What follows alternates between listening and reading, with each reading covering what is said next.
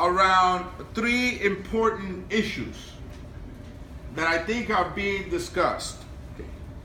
The first is the emolument clause, right? And I think it's important that we begin to discuss that. The second is General Flint's resignation and the administration's relationship with Russia.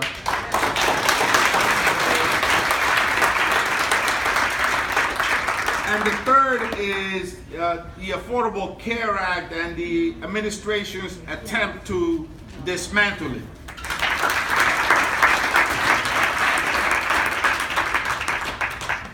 As the left wing begins to... Wrong.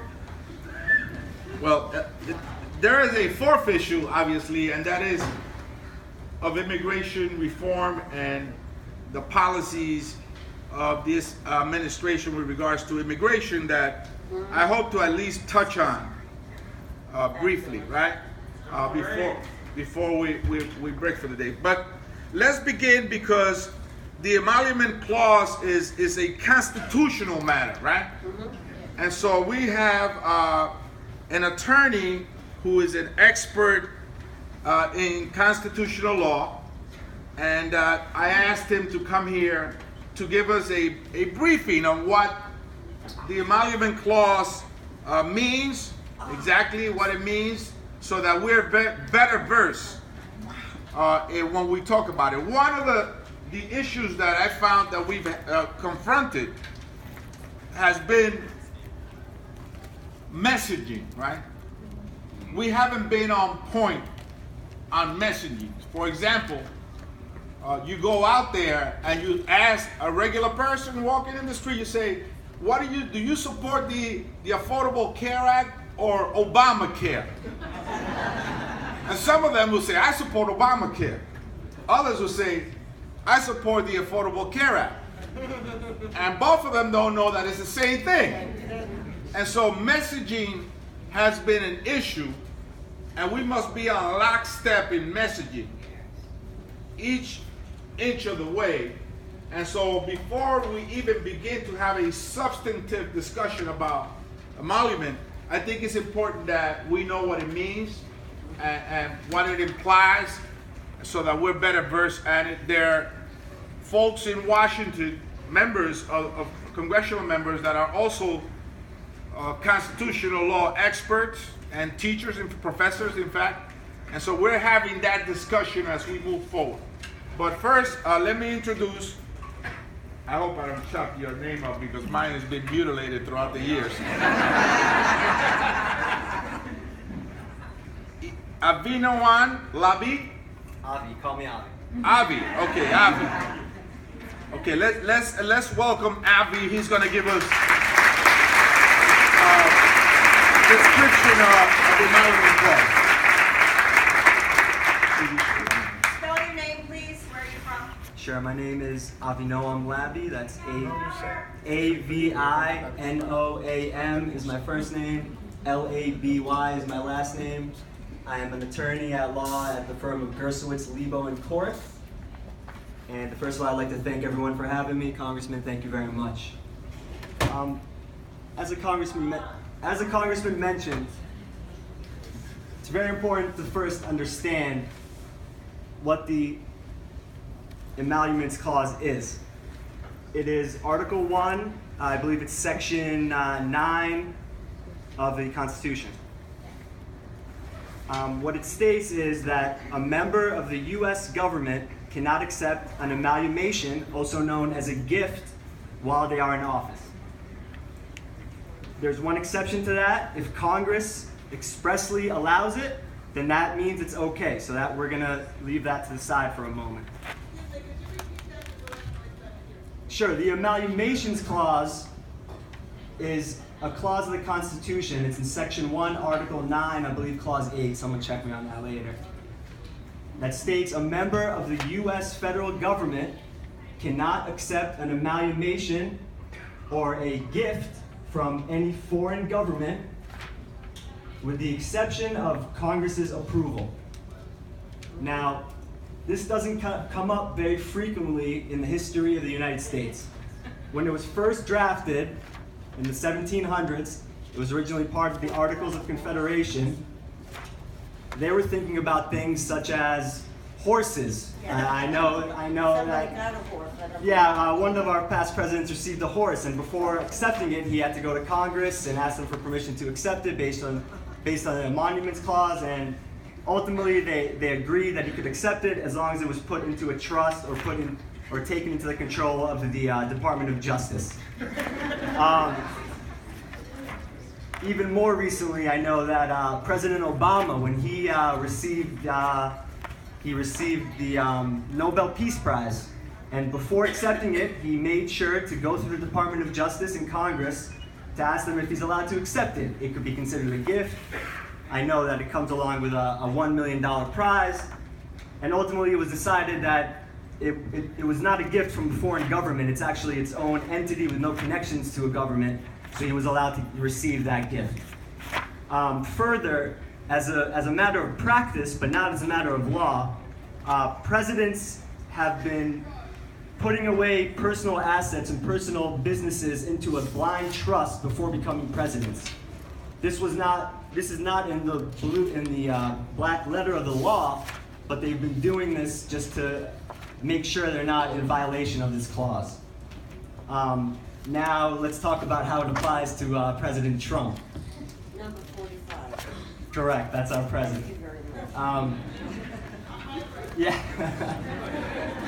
So again, President Trump, among the many issues and problems that he presents, is the fact that he was a multi-billionaire before coming into politics.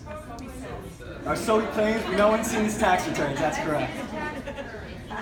So this is actually a new area of law and an area that has not been covered by the Supreme Court. As you know, the Supreme Court has the authority to decide these issues. So this has never happened before. This is a brand new area of law which our country is being objected to in addition to all the other issues. President Trump owns a very large company, Trump Inc., I believe it's called. And they own everything from golf courses to hotels to ballrooms. The issue of the emoluments clause comes up when what happens when the government of China, the government of Dubai, or the government of Kuwait, which usually goes to the Hilton ballroom for their governmental meetings, decides to now go to the Trump Hotel to hold their meeting. That's how this issue has come up to us today. President Trump has said, and the argument from his side has been that he's not receiving any gifts. Now, as we said, gifts are different than bribes. We're not talking about a government official being bribed. There's another section of the Constitution which forbids that. We're discussing gifts. This means anything more than an arm's length agreement, anything more than the fair value for whatever services you are offering. The issue is, if the Kuwaiti government, for example, holds a meeting in the Trump Hotel, are they paying fair value for it? The Trump supporters will say, he's not doing anything wrong. All he's doing is running a business. Now, should the President of the United States be running a business on the side? I don't believe that is ethical, personally. But as we know, only the Supreme Court can decide issues such as that. Another important issue is the fact that, assuming this is a violation of the clause, what do we do about it? How do we sue the government of the United States? There's something very important called standing. You must have standing to sue a government official in the Supreme Court, in a federal court. How can a citizen of the United States just sue the president just because they don't believe that it's ethical? That alone will not have standing. You have to have an injury that happened to you. I've heard arguments that competing hotels can be the ones to bring this suit to hold the government and the president accountable for something like this, but that has not happened yet. I've also heard the argument that the government of Washington, D.C., particularly their mayor and their attorney general, can be the ones to bring this suit because they are connected to a lot of the land and a lot of the hotels which run businesses in Washington, D.C. So all of these issues are kind of up in the air. They're hot topics. There's no black letter law on this. A big part of how you're going to look at situations like this is how do you interpret the Constitution? The original drafters of the Constitution, as we said, they were worried about receiving horses or becoming a knight for another country. I know this issue also came up when JFK was given honorary citizenship of Ireland, I believe it was. He ultimately was, I believe, not allowed to receive that because that was considered a title from another foreign government. So this is a very, very important issue. It's very important that we understand what it means. We do not want the government, especially the president of our country, to be receiving gifts which will affect his decision making. So we have to see what happens. It's very important that we keep ourselves informed. I'm happy to answer any questions that you may have regarding this issue. And again, thank you very much for having me. Thank you.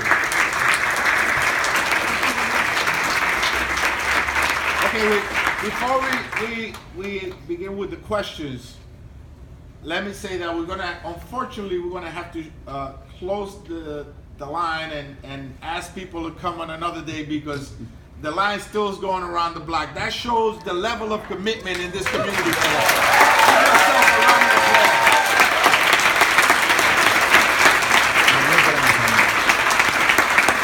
Okay, why don't we first begin with questions about the emolument clause?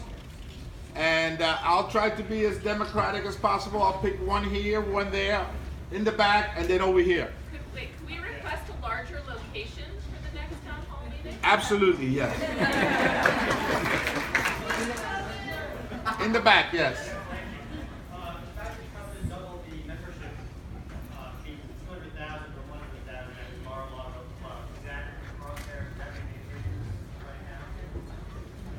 So I believe the question was whether or not the membership at the Mar-a-Lago Club, which Trump owns, I'm not sure of the numbers, but it sounds like it went up since it doubled since he became president. And the question is whether that violates the emoluments clause. Now, like I said, this is up for interpretation like everything in politics. Personal opinion aside, I see the arguments on both sides of that. One side could say he was going to get those people to come into his hotel anyway. The fact that they're paying a reasonable price to be members of Mar-a-Lago Resort doesn't mean that he's receiving a gift. Now, on the other hand, if he owns the business and he became president, obviously he's getting more attention and more people want to be on his side, so to speak. So, personally, I would say that probably does somehow infringe on the emoluments clause. But again, that's something that has to be litigated in the federal court. And that is not a very, very easy issue, especially concerning the fact that this has never been decided before. So I do believe that argument of the membership doubling would be one of many. I can think of